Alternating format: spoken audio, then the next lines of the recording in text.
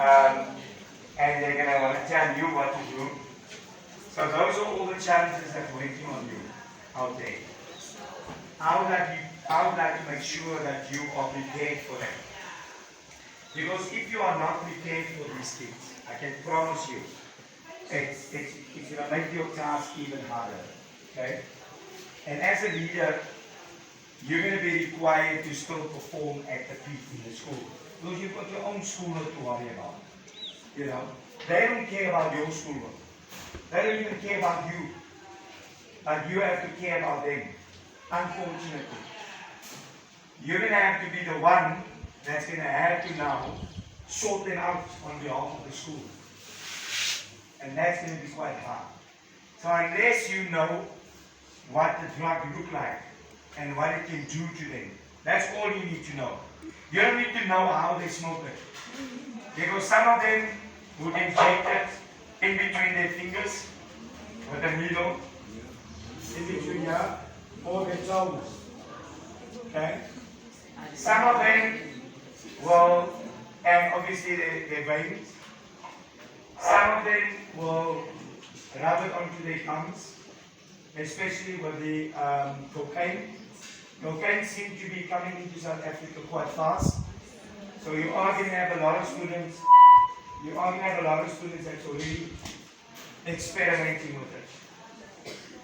The easiest way you notice when a student is on drugs is that his fingertips, alright, look at their fingertips. Their fingertips will be brown, right? And you will see when it's burn marks. Because no normal individual would put their hands on a hot plate like this. But a drug addict will, they will take their drugs like this, and they will, you know, and with the dagga, what they will do is that the pipe, the oka pipe, whatever they're smoking, or the pure zorb, turns brown, turns your hands brown. So you will quickly see. Then you also look at their eyes. Now you will notice, and that's why one student said to me the other day, a grade 8 learner, he came into the class and into the hall. And when I saw his eyes, I called him once and I said, hey, you need to stop smoking that shit. And he looked at me and he said, what do you mean I'm smoking? I said, you need to stop smoking that. You know what you're smoking. He says, no, I'm not smoking anything. So he asked me, how do I know? I said, it's easy. I used to work in the drug unit, so I know what signs to look out for. Alright? Your eyes, the white of your eye will be brown or red all the time. And it's not about an allergy. It's you smoking that things, man. Alright? So when you see a person's white of his eyes, always brownish, or red, always irritated, you know that something doesn't sit well. Look at his hands, brown. You know something doesn't look right. Okay? His behavior, the one day he will be okay with you, the next day all of a sudden his mood is changed. It's not that he's having problems at home, it's coming from his body where they smoke that things, man. Okay? And those are all the things you're going to be dealing with this year. So it's waiting for you. But you must know how to deal with it. Now the medical implication of any person that uses drugs are, number one, you will see they've got holes in their skin. Because drugs eat away at the fiber of your membrane, okay, of your meat in your face. So you will notice that they will have huge pimples in their face all over. I know a guy like that who's been on drugs for a while. Secondly, you will notice that he's always sleeping in class. So you will see that, hey, this dude sleep a lot, man. Something must be wrong.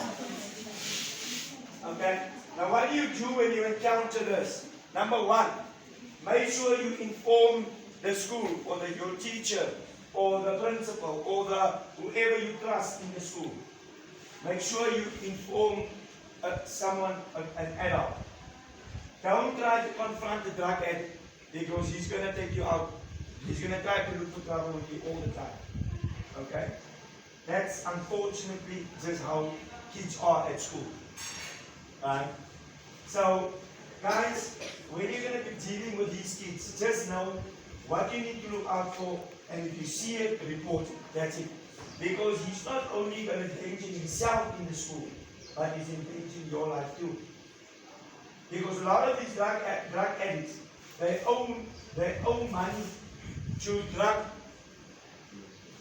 syndicates, or I don't call them a drug lord because they want to not be known as that. The word lord means almost like you give him stature. You know? Have you noticed that? If you call somebody that I'm a king or a lord, you immediately elevate him, and how you feel is, hey, I'm a drug lord, hey, now I'm the big dog. Alright? So a lot of them owe money to these guys that they buy the drugs from. And if those guys can't pay, they come to the school to look for them. And they don't come empty-handed, they come with a gun. And that puts your life at risk. You're the one that needs to stop it.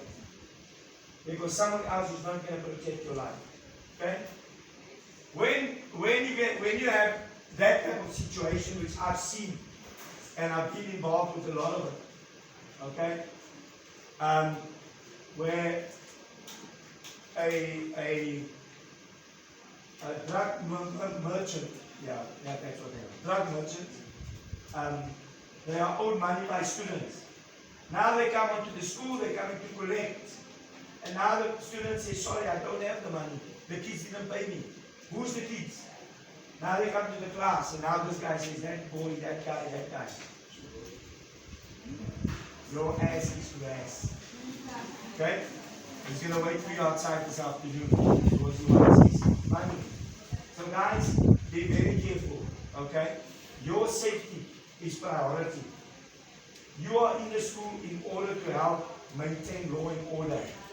And if you're going to fail, it's putting your own life and your family's life at risk. Because a lot of these drug guys, they follow you to your home. And tonight, they hit your home. And then your parents get killed because you bought drugs from this guy. Or you know of someone that did it. I've been involved about 1997, 98. I was involved in Wellington. School students were buying drugs from this guy, right? We went on to the school to collect. The kids couldn't pay. And that same evening, they hit that one student's house and they killed his own family. Guess for how much? 10 rand. 10 rand. For a drug addict and a drug person, you think they care about? It's not about the money for them. It's about the fact that you bought stuff from them and you couldn't pay them. Now to have your family killed for 10 rand, it's not worth it. Alright? 1995. I was in a drug unit in Cape Town. Same thing. We raided the home at 4 o'clock in the morning. And this one guy jumped through the window. I was standing outside the window with a 9mm. And because it was dark in the morning, I didn't see the age of the person. And as he came through that window, right, I thought he had a gun in his hand and I shot him in his face. That was my reason why I left the police, because after that I was traumatized because I killed somebody. What am I saying to you? It happens quick, okay? At split second. It was either him or me, but it wasn't going to be. I'll take you out quick. Alright. So guys, what I'm saying to you is that don't put your life at risk for someone else. If you know the situation at your school becomes to the extent where you know, my life, not for that. Go get an adult. Don't deal with it. If you know that guy comes to school with a knife and you've seen it, don't confront him because he's going to stab you. And you know what? They usually don't stab you any other place. Guess where they're going to go for? The what? Your back. That's one place. Another one. Your neck. Understand? You know why? You have a main artery running through your neck. You are gone. You're dead. Within seconds. They will cut you. Okay? It's not worth it. You bleed. Guys, you bleed faster out here. This section. Your neck. Than what you bleed any other part of your body. Okay? So guys, what am I saying to you today? As leaders, please look after yourself. It's not worth it to put your life on the line for another douchebag who wants to waste his life. But don't let him do it at school or in your class. Alright? Report it. Because you're not only saving your life, but you are saving those other kids' lives too. Alright? The other day, in Newton Park, in PE, they hit the post office, 4 gunmen. Hit the post office there. They kicked that lady on the chest. 4 black guys jumped through and he kicked that lady. Yeah, they got no respect. Alright?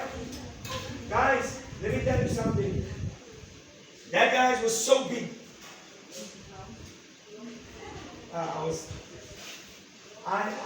When I spoke to the witness who spoke to the TV news group, he said to me, that guy jumped through that hole. He video recorded it. I watched a piece of the footage. He video recorded how that guy comes in, cocked his weapon, went through that, and the other 3 were holding the other people hostage. He jumped through that little hole there, big dude man. But he jumped to his feet and he kicked that lady out of the chair and he grabbed her by her hair and dragged her to the safe. He came out with a bag of money. And then the money fell out. And then what he did, he scooped all the money together and when he saw someone move, he grabbed the gun and he, they watch too many movies, man. Yeah, that's where these guys learn this stuff. It's on the movies. Because they see in the movies they get away. Here, you don't get away, you get killed. So when you are in a situation like that, especially at a school, guess what? Your job is to keep those other kids safe. Don't worry about let them swing their firearm. You take care of the kids around you. That's what you need to do. Alright? What am I saying to you guys and why am I saying this? Your safety. Alright? We're living in a country and I'm sad to say, no, let me first say, I'm glad to say I'm a New Zealander and I'm living overseas. But I'm sad to say that I'm still a South African. And when people talk to me in New Zealand and the US and Australia and they say to me, hey, you're from South Africa. Why are the people like that? And then I say like, what? And I say, man, they are evil people. And I say, no. I said, no.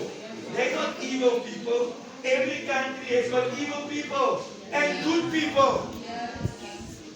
Every country, not only South Africa. Okay? And unfortunately, we live in a country, thank you. We live in a country where your life is worth so much. To the government, to the people in the street, to your neighbors, they don't care. Let me tell you what happened to me when I came back now. I landed in South Africa 2018. 2018. Right? I stopped at the hypermarket. I had all my computer gear, everything in the booth.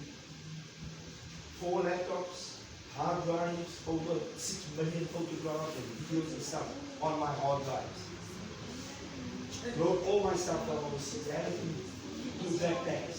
In the boot of my car with an alarm and a key, and the car was locked. It was locked down. There was no way somebody would know what's in that boot. And they still hit my car. In the car park at Pick-n-Pay Hypermarket in PE. I was mad. And the worst part for me was the fact that My car was standing here. Another family, a couple and two children, their car was here, in front of my car, in the car park. The lady see these three individuals circle my car. And they see the one person fiddling here with my locks, and they don't do anything. They sit in the car and they watch this. Then I came out and my car is broken into, stuff is gone. The lady comes to me, "Sir, are you the owner of this car?" I said, "No." She says, "I just saw them taking stuff out of your car. I got my fist ready to knock that lady out. How can you sit there? It's almost like you sit here and you see a man rape a woman and you don't do anything. Is that normal? No. It cannot be normal. Guys, what I'm saying to you, scream, raise the wuta, shout, cry, whatever you do, draw attention so that this can stop. Otherwise, it will continue. Guys, there's a saying, and I want you to remember this. There's a saying that says, for evil to continue is for good people to do nothing. For evil to continue is for good people to do nothing. So if you don't do anything to stop evil, it will continue. Because you're not doing anything. Okay. Any questions? And I think by that time they should be ready.